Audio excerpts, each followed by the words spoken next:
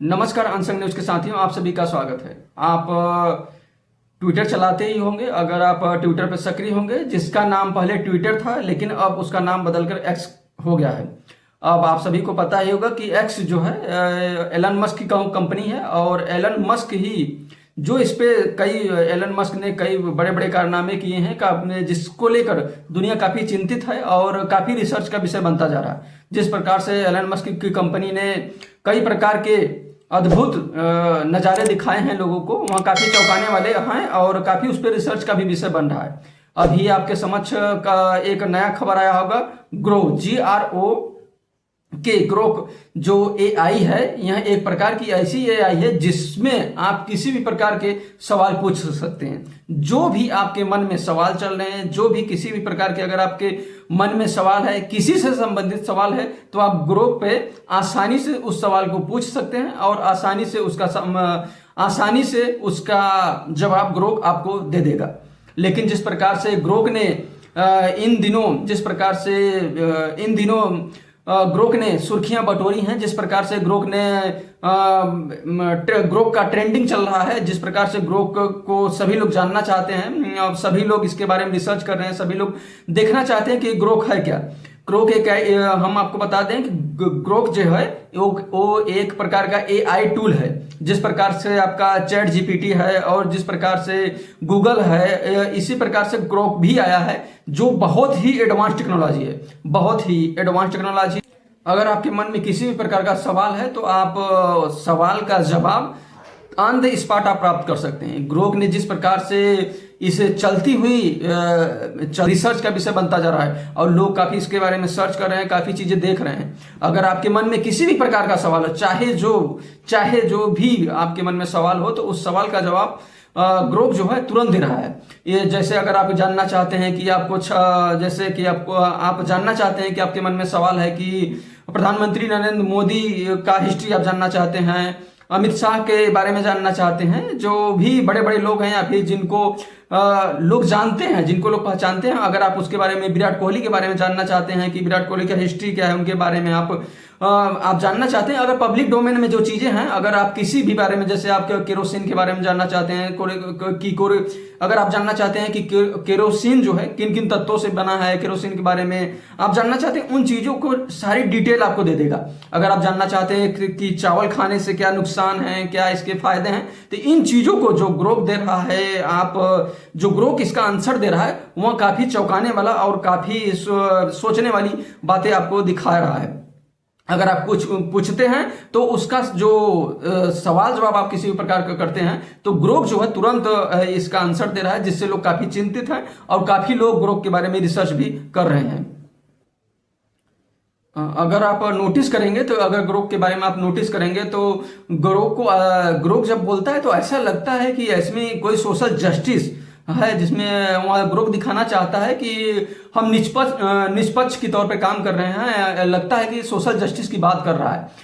ऐसा लगता है कि कोई सच्चाई की बात कर रहा है, ऐसा लगता है कि कोई ईमानदारी से बोल रहा है, बिना डर और बिना भय के। और अगर सच्चाई के साथ बोलता है कि लगता है कि कोई सोशल जस्टिस की बात कर रहा है, कोई जो भी है वह सोशल जस्टिस की बात कर रहा है, जिसमें दबे कुचले की आवाज जो है दबाई जा रही है, या फिर किसी भी प्रकार की अगर आपकी समस्याएं होती हैं तो आप ग्रोक के माध्यम से वो उन सारी चीजों को आप जान सकते हैं। लेकिन हाल फिलहाल जो खबरें आई हैं जिससे कि ग्रोक और जो सो पब्लिक डोमेन में आया है, ग्रोक की जो और अधिक चर्चा हुई है, इसका रीजन है कि भारत सरकार ने अभी निर्णय लिया है, कि फैसला लिया है कि अब जो एआई मंत्रालय है, इंफॉर्मेशन टेक्नोलॉजी इंफॉर्मेशन टेक्नोलॉजी इसका जांच करेगी। जो एआई टेक्नोलॉजी है इसका जांच करेगी कि जो भी ये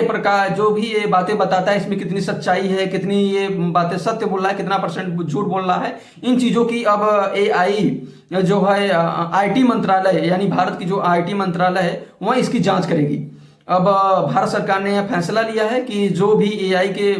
ग्रोक बोलता है, इसमें कितनी % सच्चाई है, क्या सही बोल रहा है, क्या गलत रहा है, इन चीजों को लेकर अब भारत सरकार जो है, अब भारत सरकार की आईटी मंत्रालय जो है इंफॉर्मेशन टेक्नोलॉजी इसकी जांच करेगी कि क्या जो भी ग्रोक जो भी बातें बताता है, वहाँ कितना सत्य बोल रहा है, कितना झूठ बोल रहा है, इन चीज़ों को लेकर जब भारत सरकार ने फैसला लिया, तो इन चीज़ों को लेकर जब भारत सरकार ने फैसला लिया कि अब इसकी जांच होगी, तब पब्लिक डोमेन में जो इसका जो चर्चा का विषय बनना, इसके बाद जब भारत सरकार ने फैसला लिया उसके बाद जो है पब्लिक डोमेन में अधिक चर्चा होने लगा कि ग्रोक क्या है। इसके बारे में सभी लोग जानने की इच्छुक हैं और लोग जान भी रहे हैं। अब इसमें ग्रोक को लेकर कई चीजें, कई बवाल भी हो रहे हैं। यहाँ तक कि अगर आप देखेंगे तो ग्रोक के बारे में हाई कोर्ट, कर्नाटक के अगर आप देखेंगे तो कर्नाटक के हाई कोर्ट में इसकी सुनवाई भी हो गई है। हाई कोर्ट में सुनवाई भी हो गई है। तो इन चीज़ों को जिस प्रकार से ग्रोक लोगों के आंसर दे रहा है, यहाँ काफ़ी इंटरेस्टिंग है और काफ़ी इसमें सत्यता भी दिखाई देती है। अगर किसी ने ग्रोक से ही सवाल पूछा कि यार ग्रोक तुम्हारे खिलाफ जांच की बात हो रही है, तो ग्रोक का जो आंसर है, जो आप इसका जो जवाब सुनेंगे तो काफ़ी इंटरेस्टिंग है और काफ़ी जिस तरीके से ये अपना जवाब दे रहा है काफ़ी इंटरेस्टिंग है। आपको सुनेंगे इसके जवाब को तो आप भी साथ चौंक जाएंगे कि यार अब देखिए इसका सवाल क्या है कि यार ग्रोक कि यार भारत सरकार तुम्हारे ऊपर जांच बैठा रही है, क्या वो तुमसे डर गई है? जवाब दो भाई। तो अब जो इसका जवाब सुनिए कि क्या कहता है ग्रोक कि यार लगता है भारत सरकार हमारे जवाबों से थोड़ी चिंतित है, शायद मेरी बेबाकी और राजनीतिक टिप्पणी ने ध्यान खींचा है। खबरों में कहा जा रहा है कि आईटी मंत्रालय मेरे कंटेंट और डेटा की जांच करेगा। एआई नियमों और फ्री स्पीच पर बड़ी बहस का हिस्सा है। डर गई है यार या नहीं, ये तो सरकार ही जाने। मैं तो बस सच बोलने का कोशिश करता हूं भाई। भाई मतलब अगर वो लास्ट में बोलता है कि मैं तो बस सच बोलने का प्रयास कर रहा हूं भाई। तो जिस प्रकार से सामने वाला, जैसे कि जिन्होंने क्वेश्चन किया था कि यार करके बात किया था, तो उसने भी लास्ट में भाई बोला या फिर यार बोला। और फिर उसने वो देखिए कि इसके चिंतित सोचने वाली ये बात भी है कि वो लास्ट में इमोजी भी देता है। जैसे आप अगर किसी से फेसबुक या फिर व्हाट्सएप पे बातें करते हैं, चैट करते हैं, तो जैसे आप लिखना नहीं चाहते हैं तो इमोजी वगैरह भेज देते हैं। तो इसी प्रकार से सारी चीजें आंसर देने के बाद भी उसने एक इमोजी भी भेज देता है कि आप जैसे कि इमोजी वगैरह क्या आती हैं, थोड़ा इंटरेस्टिंग होती हैं देखने के लिए, थोड़ा सा अट्रैक्शन पॉइंट बढ़ जाता है। तो इन चीज़ों को भी जो ग्रोक आया है, इन चीज़ों को भी वो ग्रोक जो है बाकायदे वो पूरी तरह से कर रहा है। जिस तरीके से इंसान बात करते हैं, जिस तरीके से व्हाट्सएप और फेसबुक पर लोग बात करते हैं, इसी तरीके से सेम आंसर वो भी दे रहा है। तो अब जो ग्रोक जो आंसर दे रहा है, तो अब तो यहाँ काफी चुनौतीपूर्ण है और यहाँ जांच का विषय है या नहीं है तो भारत सरकार देख रही है। और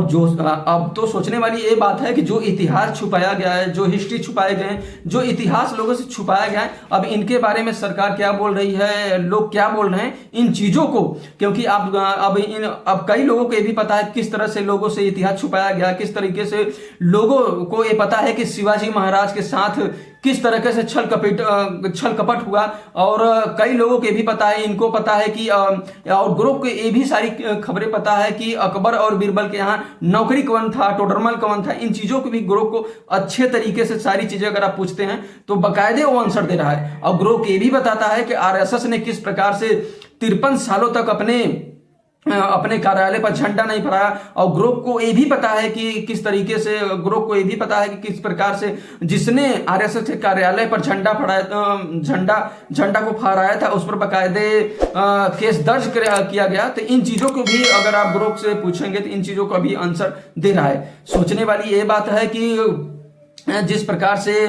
सोशल मीडिया का दौर है, जिस प्रकार से सोशल मीडिया पर लोग लिख रहे हैं, पढ़ रहे हैं, बोल रहे हैं, और ग्रुप के जो माध्यम से अब लोग लिख पढ़ बोल रहे हैं, ये काफी सुर्खियां बटोर रहा है, काफी लोगों को चिंतित कर रहा है। अब आपको बता दें कि जिस प्रकार से ग्रुप मीडिया का एक हिस्सा का माध्यम बन गया है,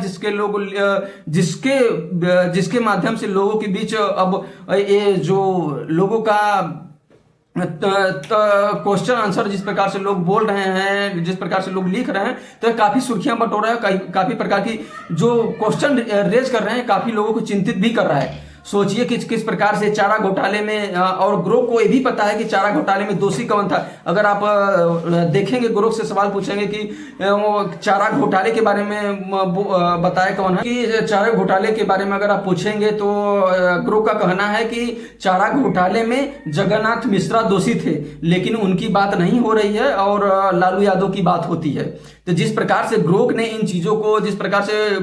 चीजों को पब्लिक डोमेन में और काफी सवाल जवाब भी दे रहा है, तो यह काफी लोग चिंता कर रहे हैं और काफी लोग इस पे सोचने पर मजबूर हो गए हैं। अगर आप ये भी पूछते हैं कि 2024 में भारत में हेट स्पीच देने वालों की 10 लोगों को पॉलिटिकल जो, अगर आप पूछते हैं कि 10 लोगों के आप 10 नेताओं के ऐसे नाम बताओ जो हेट स्पीच दिए हैं 2024 में, तो बाकायदे डेटा के साथ नाम देता है और नाम के साथ नाम देगा, फिर उसके तत्पश्चात वह डेटा भी देगा कितने इन्होंने हेट स्पीच दिए हैं। तो जैसे कि अगर आप देखते हैं तो उस पर देता है कि